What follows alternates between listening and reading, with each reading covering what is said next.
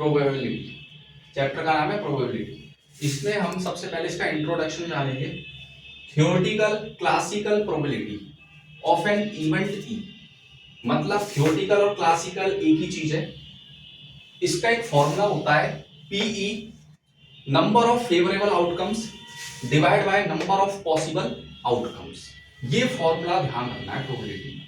फिर क्या होता है, probability of event E is number such that, एक और फॉर्मूला होता है प्रोबेबिलिटी में, जब एक प्रोबेबिलिटी हमें दी हो और हमें दूसरी प्रोबेबिलिटी निकालनी हो, एक प्रोबेबिलिटी गिवन हो और दूसरी प्रोबेबिलिटी हमें निकालनी हो, तब ये वाला फॉर्मूला यूज होता है। प्रोबेबिलिटी ई के ऊपर तुम बार जो देख रहे हो वो नॉट ई है, मतलब इसे रिप्रेजेंट करते हैं नॉट ई से। ई को, ई के ऊपर जो बार लगा हुआ है इसे नॉट ई कहते हैं, is equals to 1 minus P E. Note मैंने लिखा हुआ है कि ई और not E are complementary event. ये ध्यान रखना, E and not E are complementary event. अब एक और चीज ध्यान रखने वाली बात है इस चैप्टर के अंदर कि जीरो से जो बड़ा है वो प्रोबेबिलिटी ऑफ इवेंट होता है, मतलब उससे बड़ा भी हो सकता है, उसके इक्वल भी हो सकता है, और उससे भी बड़ा, उससे भी ग्रेटर कौन होता है, 1 होता है, मतलब उससे बड़ा हो सकता है और उसके इक्वल हो सकता है। ये तुम्हें ध्यान रखना है, ठीक है। इसके बाद नीचे आते हैं श्योर इवेंट क्या होता है। श्योर इवेंट और सर्टेन इवेंट एक ही चीज है। श्योर का मतलब जो चीज बिल्कुल फिक्स हो, निश्चित हो, तो उसे कहते हैं 1, यानी कि प्रोबेबिलिटी का जो आंसर है वो 0 से 1 के बीच में ही हमेशा आता है। 0 to 1, मतलब जो भी इसका आंसर आता है वो 0 to 1, मतलब 0 से 1 के बीच में ही आता है, ठीक है। 0, अगर 0 आ गया, प्रोबेबिलिटी का अगर आंसर 0 आ गया तो वो इम्पॉसिबल इवेंट होता है। क्या होता है वो? इम्पॉसिबल इवेंट, मतलब वो इवेंट कभी हुआ ही नहीं है, ठीक है, उसे कहते हैं 0, ठीक है।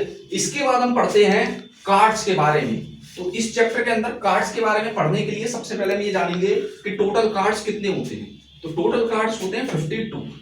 इसमें से 26 होते हैं ब्लैक कार्ड, 26 होते हैं रेड कार्ड, 12 होते हैं फेस कार्ड, 4 होते हैं एस, 13 होते हैं स्पेड्स, 13 होते हैं क्लब, 13 होते हैं हार्ट, 13 होते हैं डायमंड।